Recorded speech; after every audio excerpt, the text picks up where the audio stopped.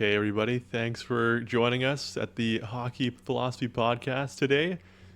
I'm Eric. Today I'm joined by Saul, and we're going to discuss the recent events in the NHL with the McDavid and the Kirill Kaprizov contracts.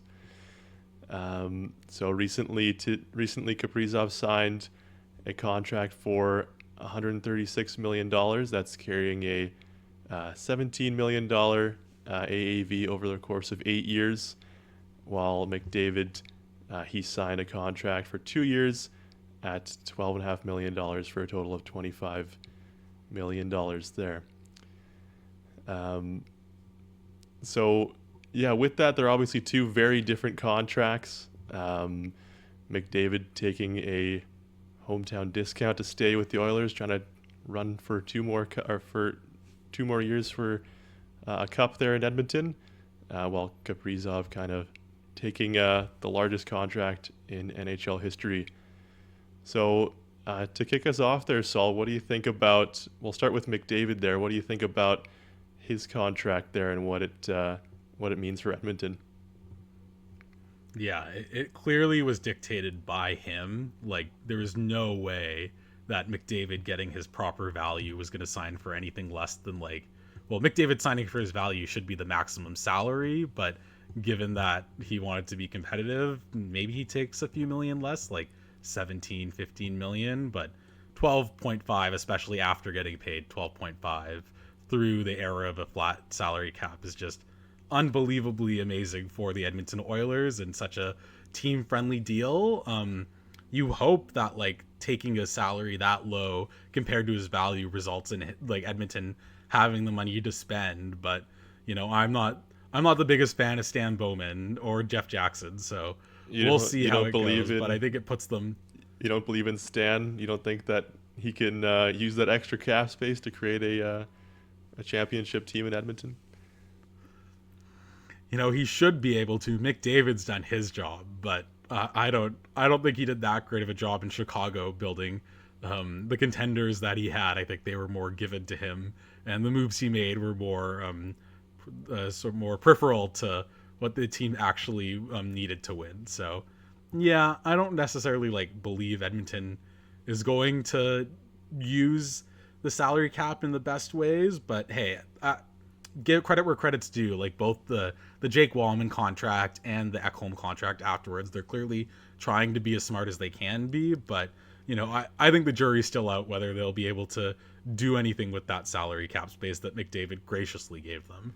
Yeah, definitely. I agree. I like those the signings that kind of followed. Definitely, there's some optimism there that maybe they can use whatever leftover money to kind of add there. But what do you think about McDavid taking that 2-year contract and for $12.5 million, he's taking the same AAV that was on his previous contract there? What are your thoughts on that? What do you think McDavid's thinking?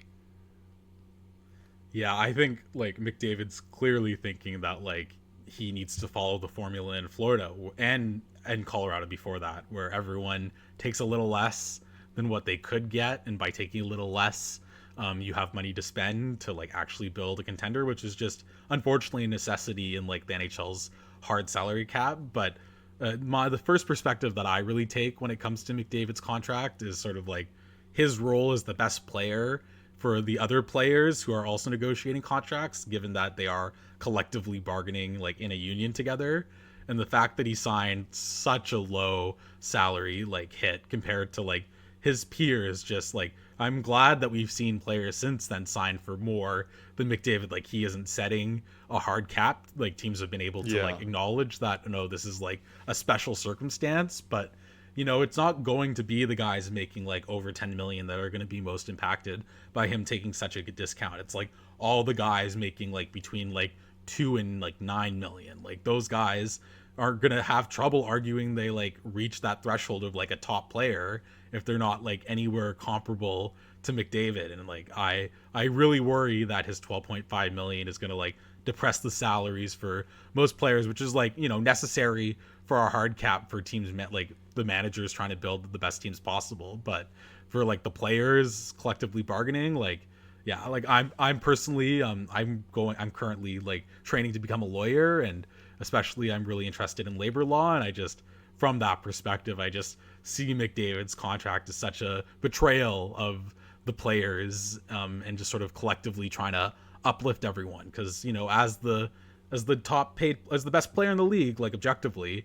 it's his job to raise the salary cap. Or I wouldn't say it's his job, but I think the player union would be well suited to sort of like remind him that like how much money he takes will affect everyone else. So yeah, I think it is really impactful. And I don't, and we're going to talk about the Kaprizov contract here. I'm not sure he would have got that 7 million or 17 million if McDavid had signed the 12.5 first. So I think definitely. There have been some contracts, but we'll see how it goes from here. Yeah, I think you made a lot of great points there. I think, definitely, like, there's, of course, the narrative of, no one can make more than McDavid. He's the best player. Then, that's something that's kind of in the back of, teams, players, agents all around the league. How can you kind of argue that? So, yeah, I agree as well. Like, if McDavid had signed this contract, then Kaprizov, maybe he does take less. Who knows? But we saw a lot of contracts like the Eichel contract. I think there was another one that also came down. But the Kyle Connor one at 12 million was pretty close. So yeah, like there was definitely a domino effect where once McDavid signed for his contract, then then other players followed suit. Even Eichel taking 8 years at I think it was like $13.5 million. That's he could have gotten more for sure. Especially for the 8 years, like that is, you're right. Like as much as I'm giving credit, like that is inherently a big discount on like what he should be getting paid for his like statistical output. But we're already seeing the domino effect of that, right? Like already other teams, like how is Eichel going to argue that take more, like way more than McDavid would make, right? So already impacting what other star players are making. And I mean, yeah, we've seen other players recently that have signed their contracts like before McDavid's contract had ended, whether it was Draisaitl or McKinnon or Matthews. They all took more than McDavid, but not by a large margin. And I think it's, they're all kind of wanting to stay within striking distance just to not cause that noise, I guess, around the league, whether it's for them or their team, I guess. Yeah, I think we're certainly like seeing that, and we'll continue to see it like with Kaprizov's contract, as far as like, oh, he signed so much more than McDavid, so it really like creates a lot of like panic among the fan base, like, oh, did we overpay him? But we'll talk more about that as we get to Kaprizov's contract specifically. Yeah, I mean, we could segue into that. Is there any other kind of thoughts you have about the McDavid signing? I know, the big one just being how that kind of impacts other star players, and then it really puts a lot of pressure on Edmonton to win now. I think, McDavid, he's got 3 more shots in Edmonton with this year included to win the Stanley Cup. They've gotten close the last couple years, making it to the finals against and then losing to Florida each time. But I could definitely see, after this contract ends, then I could see him signing, maybe a larger contract, maybe making up for this contract and trying to really cash in on his next contract. Yeah, I hope so, for the sake of the players, especially like the lower paid players. But, I think this really, like the last point I want to make, this really speaks to the trend of, like, as I said, started in Colorado with McKinnon and Makar taking arguably like less than what they were when they signed their contracts. And then following that up with Florida, I think is the real sort of like, is the crystallization of like players taking less, especially with the Sam Reinhart and the Sam Bennett. Is it Sam Reinhart? Yeah, Sam Reinhart and the Sam Bennett contracts, both Sams, where they both took like $8 million for 8 years, where, arguably that was a bit of an overpay for Bennett, if like in the long term. But there's no chance Sam Reinhart gets less than like 12 million after the 40 goal season. Was it 40 goals or was it more than that? Something like that. No, definitely. Like with plus the Stanley Cup, it was like, yeah, yeah, like Florida was saying, making a statement to the rest of the league that like, if you want to have a dynasty like us where you make the Stanley Cup 3 times in a row, like your players better take less than what they're worth or it's not happening. And I think McDavid sort of seeing and responding to that by saying, okay, like I would love to be like Draisaitl or even Matthews more accurately, like taking like just purely focusing on like how much money am I worth and trying to like get as close to that as possible. But I think he recognizes that in this flat cap, like if he wants to give Stan Bowman, not that I think he should be giving Stan Bowman the opportunity, but if he wants to give a general manager the opportunity to build a winning team, like he can't take what he's worth, because that just like if he took what he was worth, the 19 some million of like the max amount he can make under the salary cap right now, like he would completely destroy his team's chance of winning. And he's so hyper focused on winning. I think we really saw that with the World Cup of Hockey last year, that yeah, he was willing to take less even if it had all these like second and third degree consequences that were like, you know, more impactful to the broader NHL, but maybe was more effective and more productive for him as an individual. Yeah, no, and I do think it's a bit unfortunate that, you know, it's McDavid or Connor's having to make this decision to you know, give his team the best opportunity to try to get it done, but there's been so many wasted years in Edmonton that, you know, it's really, you know, I just don't think that he should be having to make that sacrifice when there's been so many lost years in Edmonton, especially when he first got into the league, that they really wasted a lot of time and weren't trying to get that off the ground sooner. It was already a sweetheart deal at $12.5 million for 8 years. Like he gave them like between his entry level deal and his contract, they had 11 years on a good contract for him to build a contender. And they couldn't do it. Like I agree. If I was McDavid, I would have jumped ship right now and said like, this is my out. You fucked up. Like this isn't, we're not going to keep doing this. Yeah. But he clearly loves the city of Edmonton enough to like, you know, forgive the past sins and take less salary now. Cause yeah, I agree. Like even besides the fact that like, oh, you do need to take less if you want to be a winner. It's like Edmonton has not shown anything for him to like actually believe that. And it, to me, it just speaks to like how loyal he is. And, you know, we'll see if that loyalty continues after 3 years, but I think he is trying to set like a boundary there to be like, this is the most I can do. And after that, like, I'm going to go somewhere else to win if it comes to that. Yeah. Yeah, definitely. Yeah. And I think, I mean, we'll see how these years go, but if they, you know, if it's, they're not able to get it done within this contract, then that's just it's gonna look pretty bad in retrospect. But Totally. Yeah, let's move on to talk about Kaprizov's deal here. So again, so it's an 8-year deal with a $17 million AAV. It's the richest contract in NHL history. It's for Minnesota. You know, they're locking in their superstar player. Minnesota hasn't had a lot of success since they came into the league. You know, I remember those years where they were, you know, a good playoff team or a good team, you know, rounded team. They made the playoffs, but they'd always lose to Chicago. And now, you know, it seems like they're still in that cycle, whether losing to Winnipeg or Vegas there. But they do lock up their superstar player. They have a nice kind of core there with some young players like Faber, Boldy, Gustafsson, Eriksson Ek. So already they've been, you know, just to talk about kind of recently, they're getting off to a hot start, but he's definitely received a lot of criticism for the contract. What are some of your initial thoughts on the contract there, Saul?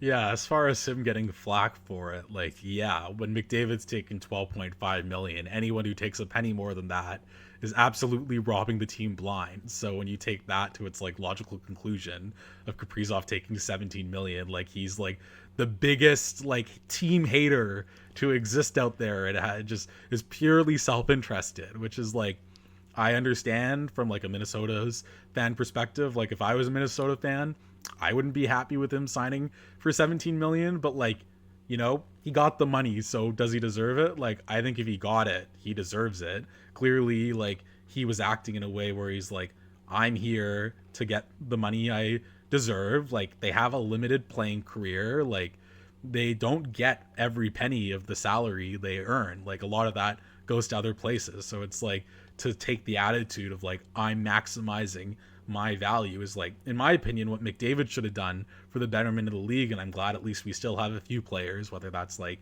Kaprizov or Matthews or Panarin, who are taking that attitude of like, you know, I'm here for like 10 years if I'm lucky.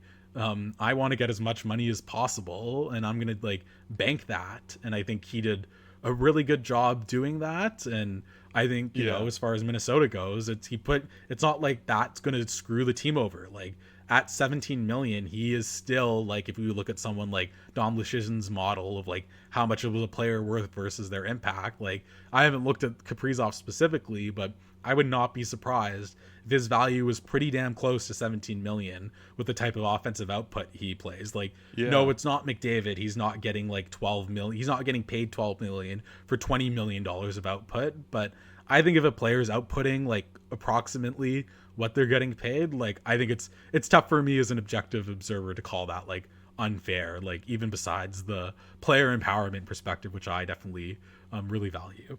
Yeah, I agree with you. I think like in that kind of context, like comparatively to the McDavid contract, it definitely looks bad. But I think like if I was a Minnesota fan, I think I'd be pretty ecstatic that we were able to sign our superstar player for 8 years.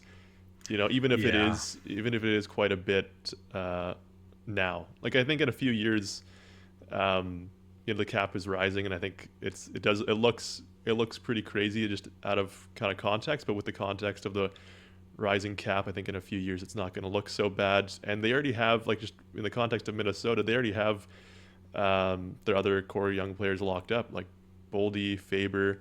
These guys are locked up for long-term contracts at very reasonable contracts that were signed just in that flat cap era. So I think it'll be good for Minnesota. I think, you know, they're going to have a competitive team each year, which is, I think, you know, what you can kind of more than what you can kind of ask for.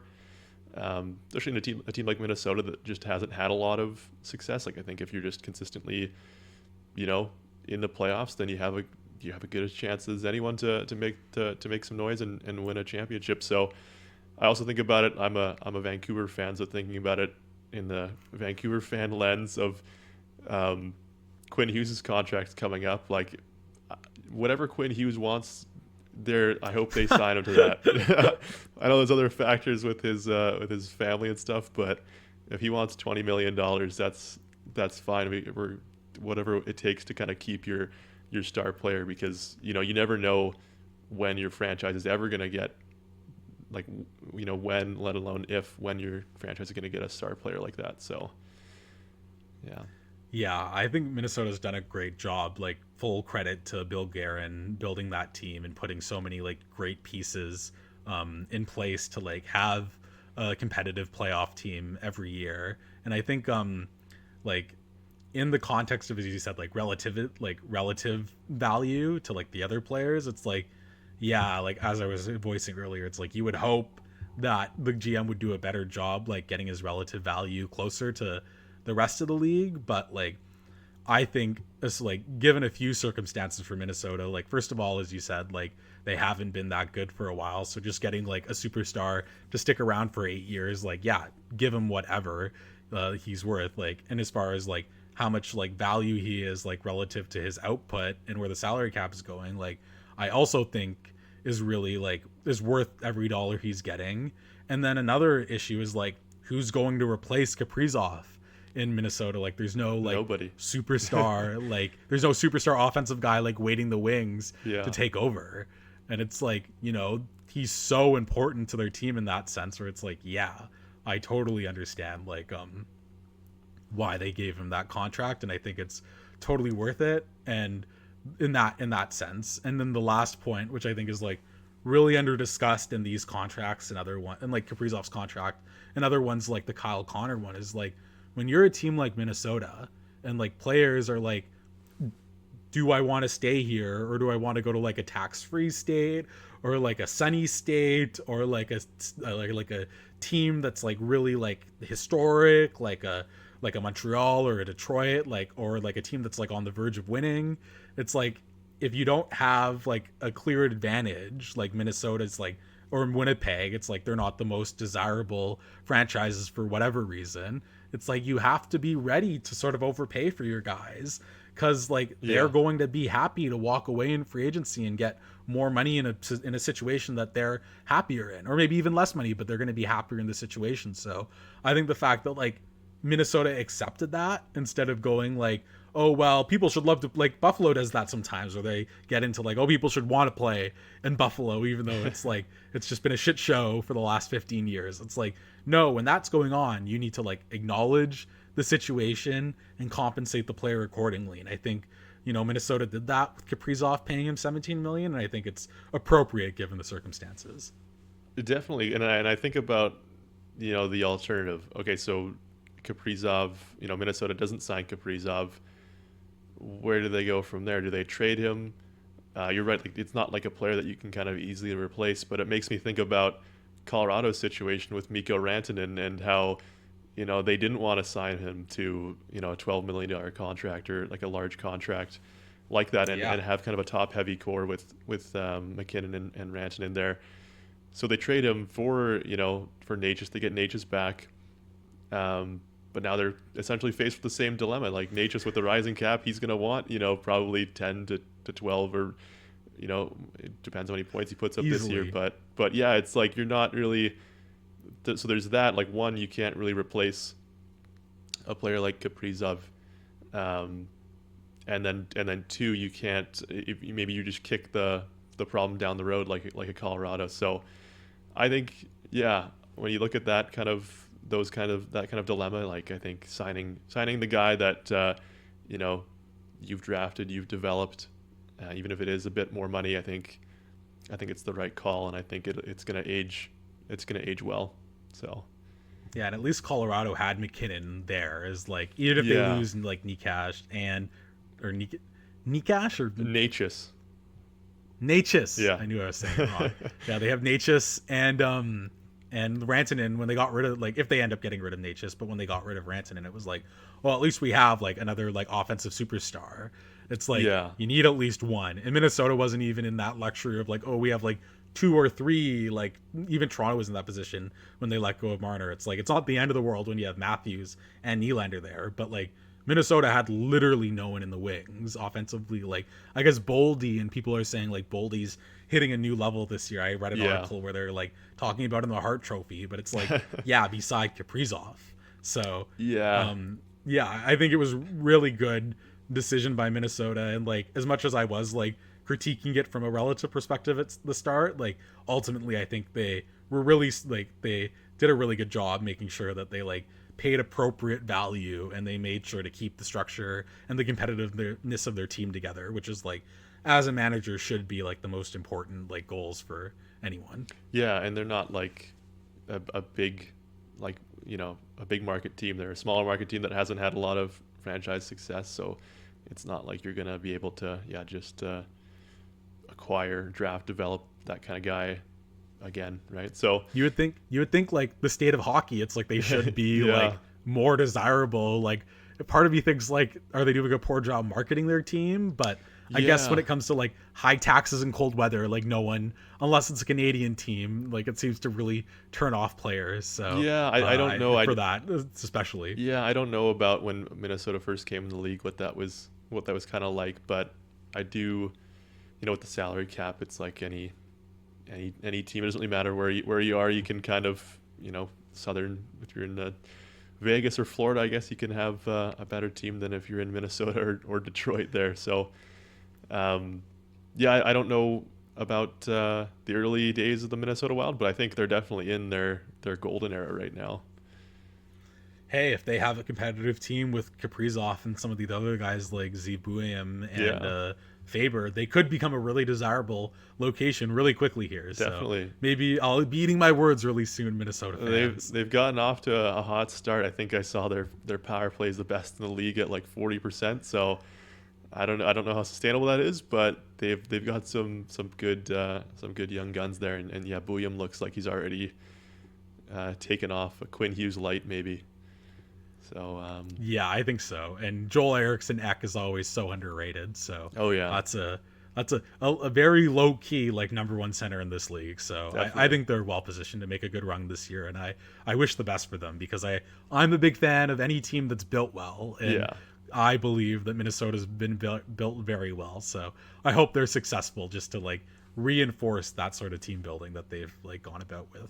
I agree. I think we can both respect some well run organizations, well built teams. Um, Yeah, didn't they have? Don't isn't their pro scout the guy they picked out of Vancouver, yeah, yeah, or their head amateur scout? yeah. Judd, I think Judd Brackett. Yeah, Yeah. he was he's the head amateur scout for Minnesota now. I think he was like an assistant with Vancouver, but he was responsible Okay. for a lot of good USA hockey picks like Besser. I think he was high on Quinn Hughes.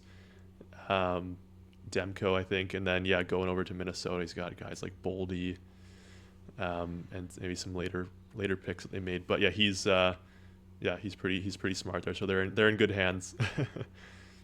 Totally.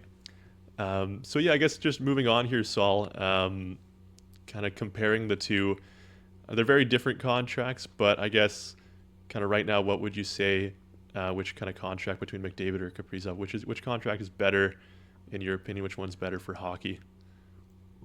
Yeah, which one's better for hockey is a really good question because that could mean so many things. Yeah. Like, in my opinion, I think the Kaprizov deal is better for hockey because I think with hockey, as far as a long-term sort of outlook on the game, you want to be able to like encourage people to like go in the league and know that they're going to get paid if they play it professionally.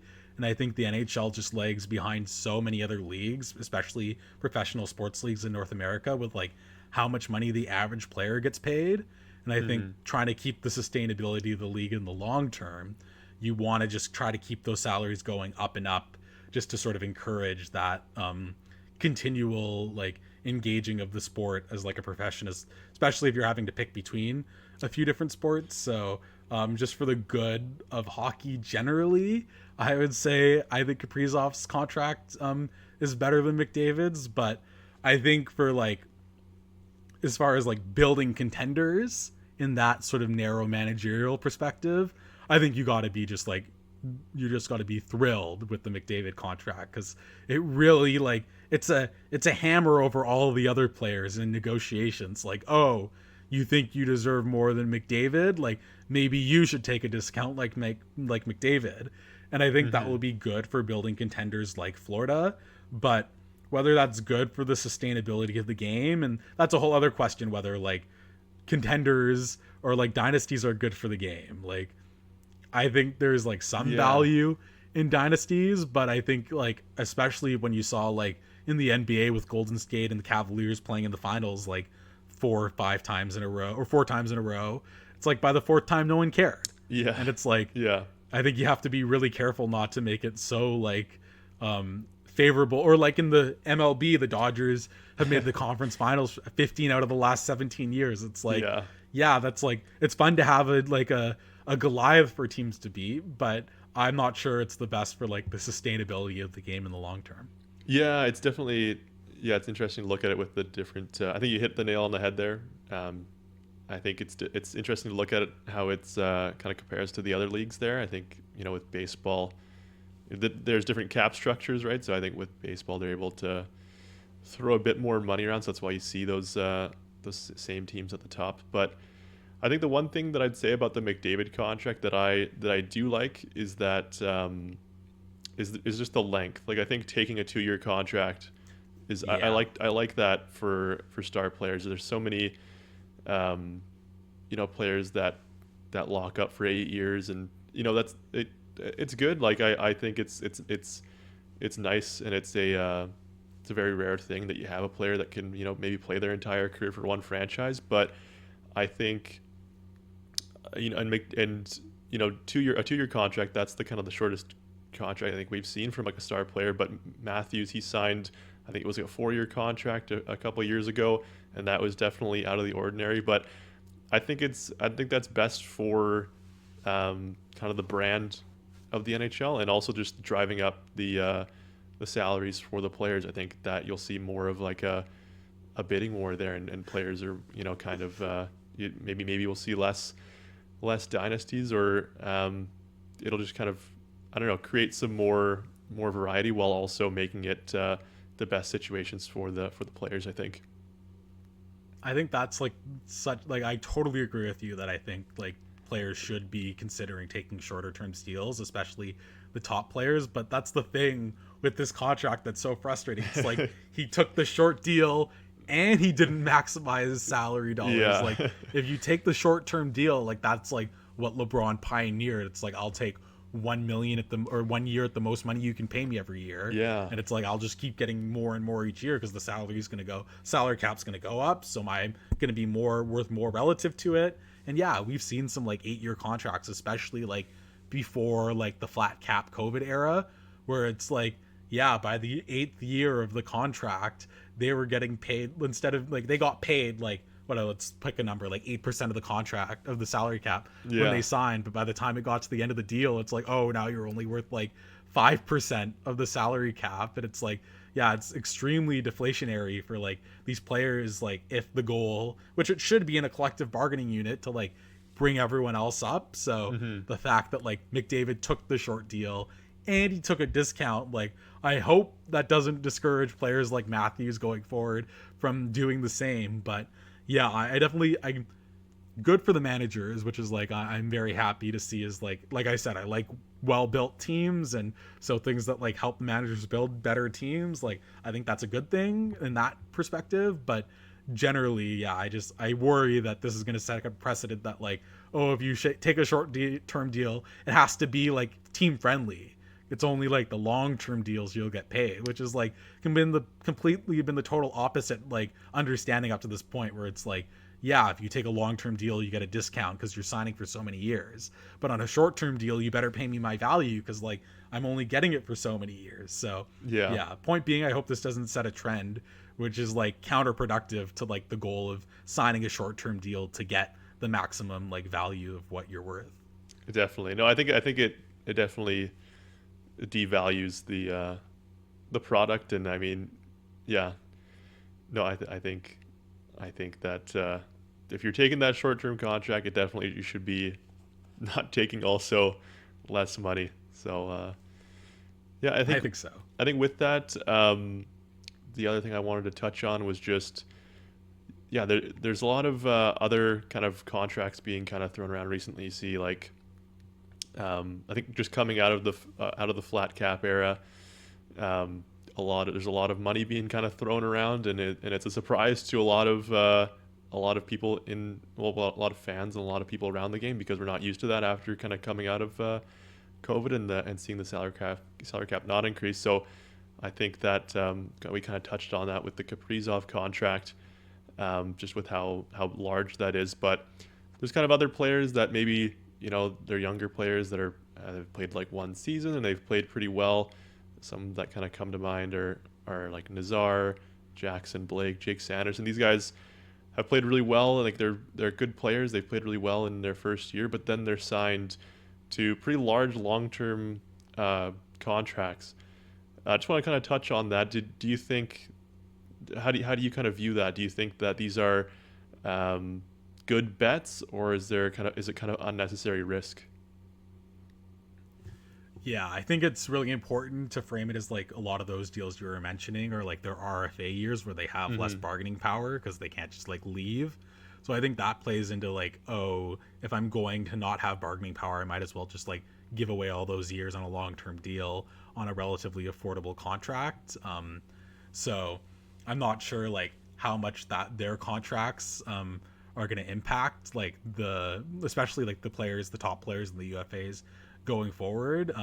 And I also think, as you point out, like coming out of the flat cap, a lot of these young players, I think a lot of them personally might be regretting their deals like year 4 and 5, as far as like how much money some of the other players are going to end up getting paid, as like, franchise values are in like ticket prices are skyrocketing, which will like proportionally will raise the salary cap.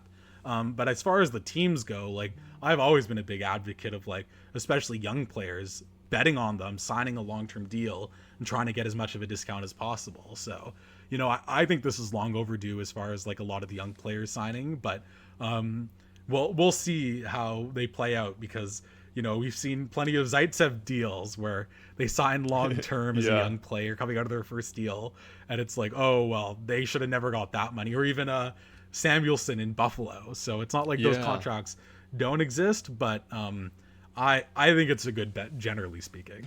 Yeah, I think one like an interesting perspective I saw on this kind of philosophy was the GM in Carolina was talking about Eric Tulsky, and they have been making a trend of kind of locking up a lot of these young guys like Jackson Blake, Logan Stanko when they signed to a long 8-year contract.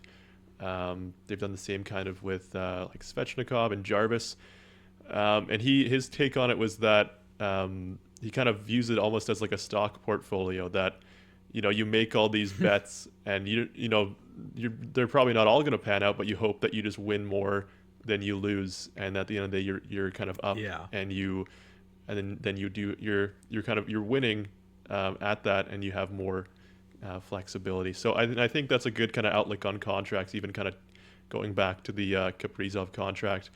You already have some of your younger guys locked into what I think most people would say are fair contracts. So if you're paying, you have one bad contract, or you pay more for one guy, at the end of the day, I think you're kind of coming out ahead when you look at the whole cap management there. Yeah, I totally agree that it's a great like long-term bets, especially when you're making them for young players. Like you can overpay the top guys without it being a big deal, like Kaprizov. So yeah, like we'll see how it goes. I definitely interesting, like as we move forward into this new era of rising salaries and players expiring with like the salary cap going up so much, like how does that impact both UFAs and RFAs? Because I think teams are trying to preemptively make bets on their players, which is like, if you signed and developed and drafted these guys, like you should bet on these players. Like, why do you have them if you don't want to make a bet on them? Mm-hmm. So I think in that sense, it's like smart. And I think it definitely allows teams to overpay other guys to sort of balance it out without it being the end of the world. So I think it's very insightful for you to bring up how the younger players sort of interact with these older UFAs. Yeah, definitely. Well, I just like thinking about just Carolina always has some kind of outside of the box ideas, and they're kind of doing their own thing. But I think it's very smart, and kind of breaking outside of, hockey's a game, especially the NHL, is wrapped in a lot of tradition, and I think it's good, mm-hmm. but also it can be pretty limiting in terms of new ideas that kind of come into the game and offer more kind of innovation, and even just with the contracts like we've discussed there. So totally. With that, Saul, did you have any kind of other closing thoughts there just as we kind of wrap up today's episode? No, I think I said everything that I wanted to say, and I'm really happy that I was able to do it so succinctly. So if you have any other closing thoughts yourself, I'm happy to end it here. No, I think that's great. I think we covered a lot of ground, said what we wanted to say, and I think it was good. So thanks for joining me today, Saul, on our first episode of the Hockey Philosophy Podcast. And for next episode, we're going to talk about, is the NHL getting worse? With so many kind of segueing from today's episode, with so many stars kind of re-signing with their teams, do you think we're on a collision course for a boring off-ice product? So we'll discuss that more so in the next episode about if the NHL's getting worse there. But again, thanks for joining me, Saul. Thanks for joining us today, and we'll see you next time. Yeah, see you next time.